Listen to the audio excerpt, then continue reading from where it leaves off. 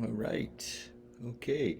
So here we are today. I'm still doing the daily reflection, and I'm actually at Linda's store. Sometimes I help her out. So I'm here, and we're going to do it from where we are, right?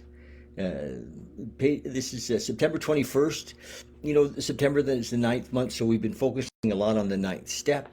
And in the ninth step, on page 83 and 84, are the kind of the famous promises, although there's many promises in the big book, promises that of how our life can be in recovery. But these are kind of the famous ones, and so the daily reflection, it only talks about the last promise of the 12 that are on 83 and 84. It says, "We will suddenly realize that God is doing for us what we could not do for ourselves." And then it says, "The last promise in the book came true for me on the very first day of sobriety. God kept me sober that day, and on every day I've allowed Him to operate in my life.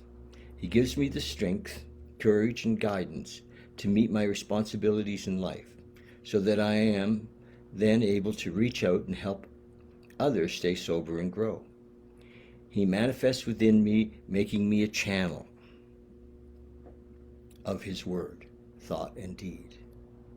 He works with my inner self while I produce He works with my inner self while I produce in the outer world. For He will not do for me what I can do for myself. For He will not do for me what I can do for myself. I must be willing to do His work so that He can function through me successfully." So it's the whole deal, new employer. We're here to serve.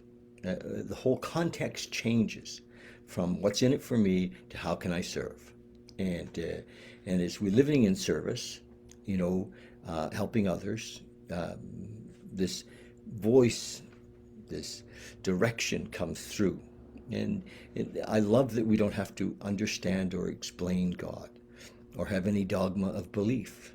Just recognize that there's something, love, universal intelligence, consciousness. There's many concepts for it that can't be defined. And as it works in our life, it's a beautiful thing. A beautiful thing. So that's the deal. I was going to read the promises to you, I thought. And I think I might still. I think I might still. I'm going to read the promises. They're on page 83. 1 second.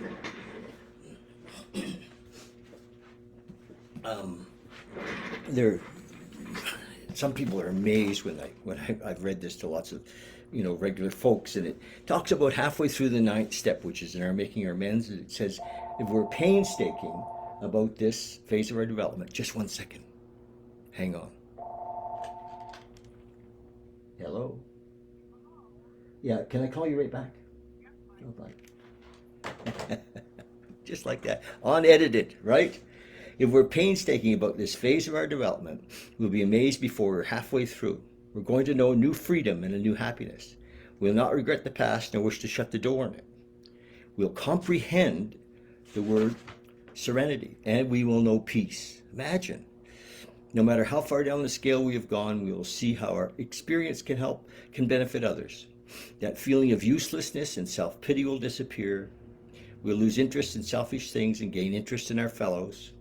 Self-seeking will slip away. Our whole attitude and outlook upon life will change. Fear of people and economic insecurity will leave us. We'll intuitively know how to handle situations which used to baffle us.